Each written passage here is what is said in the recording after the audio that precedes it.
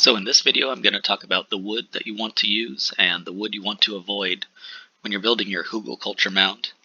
And keep in mind that these are kind of just from the lists of the different research that I've looked at, but for some of these woods, some people see success with them, some people don't.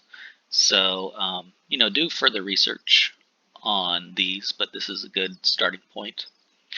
So, so there's some kind of basic considerations that you want to keep in mind when you're choosing the right wood for your mound. So oak, birch, fruit trees, pine, poplar, cottonwood, and willow. I've seen those used. I've used personally pine and oak and different fruit branches, and seen a lot of success with that, with those three. But I've seen some people suggest that pine is not good. So yeah, if you have a lot of pine around, just do your research.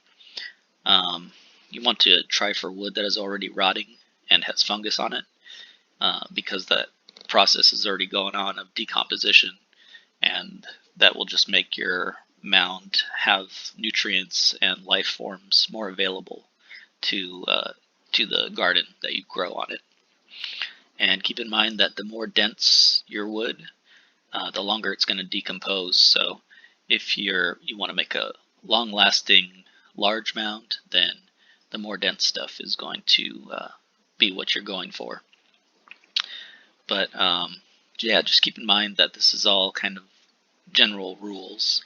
And for me, I like to experiment. So whatever I have laying around, I'm going to be experimenting with that. And I encourage you guys to do that too. And some of the wood to avoid. So these are woods that they're either very dense and take a really long time to break down, or they're allelopathic, which you can look this up, but they release different compounds that inhibit plant growth.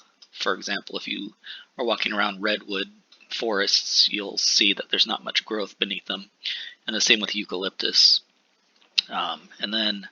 So eucalyptus, maple cedar, the black walnut, that's the same thing.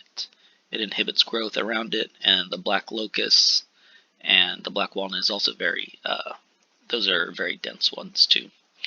And then for me, I tried mulberries branches, and they just took a really long time, and they kind of kept their form for too long. So I don't suggest those, but over maybe 2 or 3 years, they did break down in a small pile I had. But yeah, you might want to, I don't know, give it a try.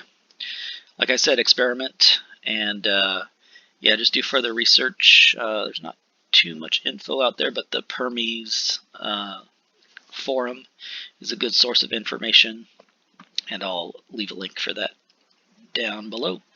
So that's it on the wood to use and avoid, and see you later.